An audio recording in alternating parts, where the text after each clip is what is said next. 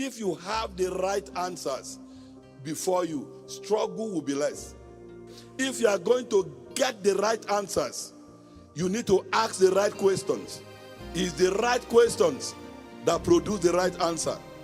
Who do you need to stop seeing to make your life better? Why is everybody around you complaining about your attitude? TDJ said all your critics may not be wrong. What are you going to do with the life you have left? You have made a bunch of mistakes already. But the beautiful thing about God is the one who gives new beginnings. The beautiful thing about God is the fact that he can start with you at any point. With Abraham, it was 70 years old. He still made a difference. And there's something about being a Christian. We are not the regular human beings. He said, if any man be in Christ, it's a new creation. All things, it's a regime. We have been redeemed. The exact Bible says Jesus is the firstborn among many brethren.